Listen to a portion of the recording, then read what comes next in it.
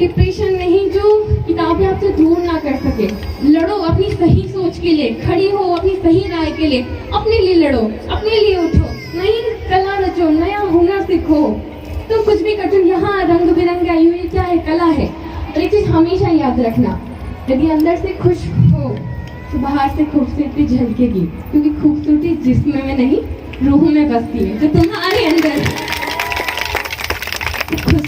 खूब खुश रहना, खूब खिलखिलाती रहना, खूब दौड़ना, खूब खुल के नाचना। और ये जो 9 दिन का आयोजन तुम्हारे लिए किया है ना, चहचहा के नाचना, मन भर के खाना, मन भर के गाना और खुल के जीना, क्योंकि जिंदगी तुम्हें एक बार मिली है और उसे तुम्हें जीना है, उसे तुम्हें रचना है और अब खुद से प्यार करना है हमेशा के लिए।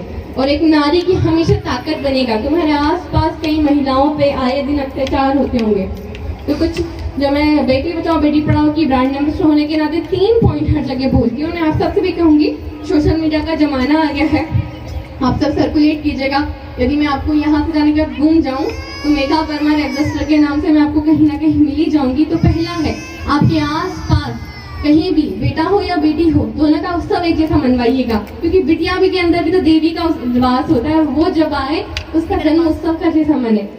दूसरा, जब वो और बड़ी होती है तो उसका शिक्षा और उसका खान पान हर जगह एक जैसा हो, चाहे वो ग्रामीण परिवेश में हो चाहे वो शहरी परिवेश में हो।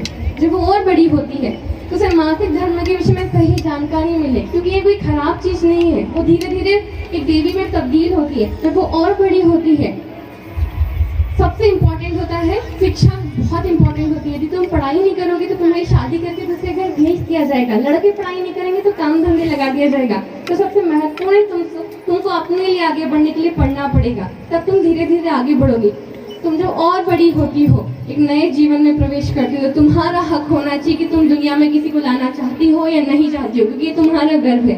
जब तुम और बड़ी होती हो या गृहस्थ जीवन में प्रवेश करती हो, तो एक चीज याद रखना कि महिला सशक्तिकरण जो कहा जाता है ना, वो कभी भी मेरे जैसे स्पीकर को लाकर नहीं होगा या रैलियां निकालने से नहीं होगा। Last 1 minute, okay. महिला सशक्तिकरण तब होगा जब 10 रुपए के लिए तुम्हें पिता पुत्र पति पर निर्भर नहीं रहना पड़ेगा। वो 10 रुपए तुम अपनी मेहनत से कमाओगे।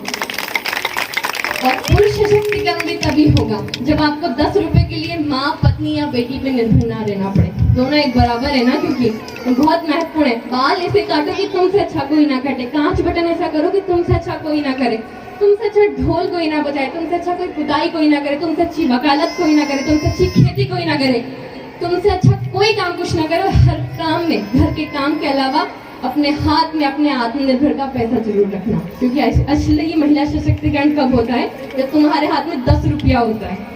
ये 10 रुपये छोटी राशि नहीं है, तो ये देवी वाला रूप अपने अंदर लाना। जीवन में तुम आगे बढ़ना और 10 रुपये अपना कमाना, हमेशा कमाना।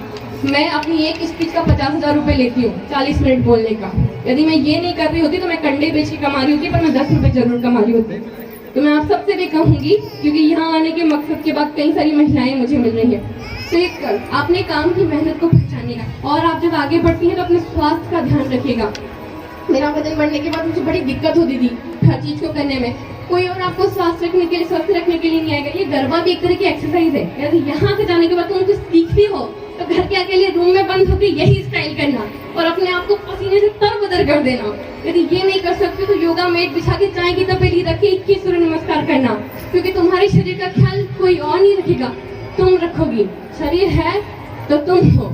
और सबसे महत्वपूर्ण, अंदर से खुश रहना, आगे बढ़ते जाना, तरक्की करते जाना और गोल गोल घूम के अपने आप को गुनगुनाते रहना। धन्यवाद, थैंक यू।